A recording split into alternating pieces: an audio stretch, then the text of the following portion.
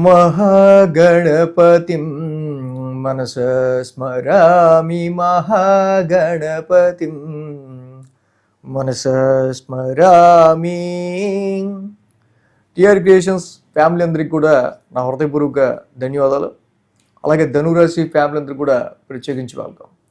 So ధనురాశి వారికి సంబంధించి అర్ధాష్టమ శనికి సంబంధించి ఒక ఇంపార్టెంట్ అప్డేట్ అనుకోండి, మేజర్ గైడెన్స్ అనుకోండి, ఏదైనా అనుకోండి. సో ఇక్కడ మనం చూసినట్టయితే కనుక ధనురాశి వాళ్ళకి సో ఏలినాటి శని కంప్లీట్ అయ్యింది వీళ్ళకి 23తో. బట్ 25 మార్చి నుంచి మళ్ళీ వీళ్ళకి అర్ధాష్టమ శని స్టార్ట్ అయింది. సో ఈ అర్ధాష్టమ శని టైంలో మేజర్గా ఇప్పుడు మీరు కనుక గమనించినట్టయితే వీళ్ళకి మేజర్ ప్రాబ్లమ్స్ అనేది మనం చూస్తే ఇప్పుడు రవి కుజుల యొక్క కంజంక్షన్ అనేది జరుగుతూ ఉంది. సో ఇప్పుడైతే ఈ రవి కుజుల యొక్క కంజంక్షన్ జనరల్గా aggressive planets and fiery planets అయిన రవి కుజులు అర్ధాష్టమంలో ఉండటం అనేది అన్హ్యాపీనెస్కి సూచికం. అలాంటిది అసలు అర్ధాష్టమ శని అంటేనే మన హ్యాపీనెస్ని రిస్ట్రిక్ట్ చేసేది శని. ఇలాంటి రిస్ట్రిక్టబుల్ టైంలో ఫైరీ ప్లానెట్స్ కూడా వచ్చి అక్కడ చేరడం వల్ల యూ ఫీల్ సమ్ డొమెస్టికల్ అన్కంఫర్ట్స్. అది మీ పేరెంట్స్ హెల్త్ అనుకోండి, మదర్ హెల్త్ అనుకోండి, గృహానికి సంబంధించి ప్రాపర్టీస్కి సంబంధించిన విషయాలు అనుకోండి, ఫిక్స్డ్ అసెట్స్కి సంబంధించిన విషయాలు అనుకోండి. సో ఇక్కడ మీరు చూసినట్టయితే కనుక ఆఫ్టర్ ఏ 30 years 30 సంవత్సరాల లాంగ్ టైం తర్వాత మీరు ఎప్పుడు ఫేస్ చేయని సమ్ గృహపరమైన డొమెస్టికల్ ఇష్యూస్ కావచ్చు, సమస్యలు కావచ్చు, డొమెస్టికల్ సమస్యలు కావచ్చు, గృహపరమైన సమస్యలు కావచ్చు, అది మీ వాహనాలతో అయినా. So 4th house is your comfort. So lack of your కంఫర్ట్కి సంబంధించిన విషయాల్లో ఇక్కడ మీకు ఎక్కువగా దీని ప్రభావం అనేది చూపించే ఆస్కారాలు ఉన్నాయి.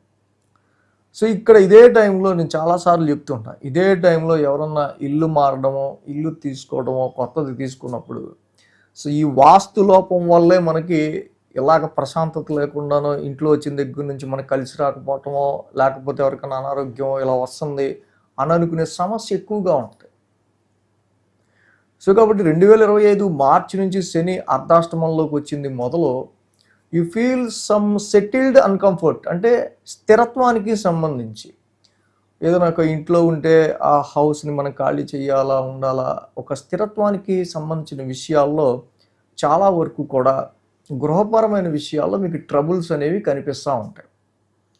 సో ఇది ఎప్పటిదాకా ఉండొచ్చు, దానిలో మేజర్ పీరియడ్ ఏది అనేది మనం చూస్తే డెఫినెట్గా రవి కుజులు ఇప్పుడు ఇక్కడ పోయిన మార్చి 15 నుంచే రవి ఇక్కడ మీన రాశిలోకి వచ్చి ఉన్నారు. కుజుడు ఈ మంత్ ఏప్రిల్ 2వ తారీఖు నుంచి ఆయన మీన రాశిలోకి వచ్చి ఉన్నారు. ఈ రవి కుజుల conjunction first 2 weeks, April first 2 weeks very fiery planets, very aggressive planets అయిన రవి కుజులు అర్ధాష్టమంలో ఉండటం వల్ల you less concentration on your profession. మీ యొక్క జాబ్ మీద, మీ యొక్క ప్రొఫెషన్ మీద, వ్యాపారం మీద, వృత్తి మీద, చేయాల్సిన పని మీద కాన్సన్ట్రేషన్ పెట్టలేకపోతారు. స్టూడెంట్స్ అయినా కూడా మీరు చేయాల్సిన పని చదువుకోవటం మీద. So you more concentrate on your domestical issues. గృహపరంగా ఇంటికి సంబంధించి, ఇంటి కుటుంబ సభ్యులు కావచ్చు, ఇంటికి సంబంధించి కావచ్చు, వాహనాలకు సంబంధించి కావచ్చు, ఎదురవుతున్న ఈ సమస్యల గురించే మీకు ఎక్కువగా ఒక హెక్టిక్ అన్హ్యాపీనెస్ అనేది కావచ్చు, హెక్టిక్ ఆలోచన అనేది కావచ్చు ఉండే ఆస్కారం ఉంటుంది. So you less focusing on your job, more focusing on your domestical issues. మీరు ఎక్కువగా ఇంటి పరంగా, గృహపరంగా ఎదురవుతున్న సమస్యల మీద మీరు ఎక్కువగా కాన్సన్ట్రేట్ చేయాల్సి రావటం వల్ల ఒక్కొక్కసారి జాబ్కి సెలవు పెట్టాల్సి రావచ్చు. కొన్నిసార్లు జాబ్లో మనం ప్రొఫెషన్కి సంబంధించిన విషయాల్లో మరి మనకున్న ప్రాబ్లమ్స్ సాల్వ్ చేసుకోవడానికి సో కాన్సన్ట్రేషన్ చేయలేకపోవడం కావచ్చు, ఇలాంటివి ఏర్పడుతూ ఉంటాయి. సో ఆస్ట్రాలజీలో ఇలాంటి టైమింగ్స్ ఎప్పుడు ఉంటున్నాయి, ఏంటి, దేని మీద ప్రభావం చూపిస్తుంది అనేది మనం చాలా సందర్భాల్లో ఇలాగ ఎగ్జాక్ట్గా మీరు చెప్పారు సార్, చెప్పాక డెఫినెట్గా ఇలాంటి ప్రాబ్లమ్స్ మేము ఫేస్ చేసామని. సో జ్యోతిష్యం వెలుగుని ఇచ్చే శాస్త్రం జ్యోతిష్య శాస్త్రం. సో ఏ సమయంలో మేజర్గా మన కాన్సన్ట్రేషన్ ఉండాలి, ఏ విషయం మీద మనకి సమస్య వచ్చి పడుతుంది, దాని మీద ముందుగా మనం తెలుసుకొని దాన్ని సెటిల్డ్గా ఎలాగ చూసుకోవాలి. సో ఇది పాసింగ్ క్లౌడ్ లాంటిదే. It is a just passing cloud. April 15వ తారీఖున రవి మళ్ళీ బయటకు వచ్చేస్తారు. శనితో కంజంక్షన్ ఉండదు అర్ధాష్టమంలో. రవి ఉచ్చ స్థితిలోకి వస్తారు. పైగా అది చాలా మంచిది. యాక్చువల్గా కుజుడు కూడా నెక్స్ట్ మంత్ మే ఆ టైంకి అనుకుంటా. యాక్చువల్గా నాకు తెలిసి మే 11కి ఇక్కడ కుజుడు కూడా మనకి మళ్ళీ మేష రాశిలోకి వచ్చేస్తారు. ఓన్ హౌస్లోకి వస్తారు. సో రవికి అది ఉచ్చక్షేత్రం అయింది, కుజుడికి స్వక్షేత్రం అయింది. It is very good transit.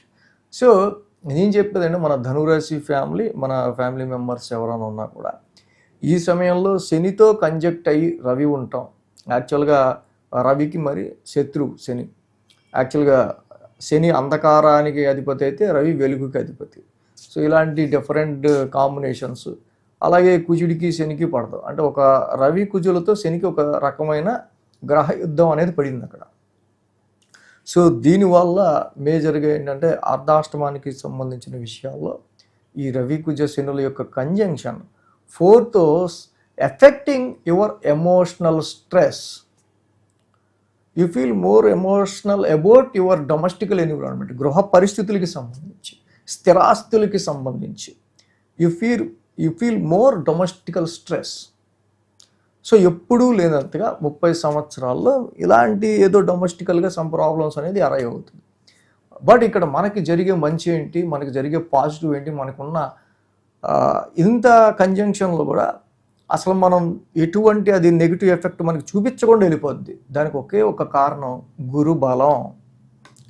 సప్తమంలో గురుడు ఉన్నాడు చక్కగా.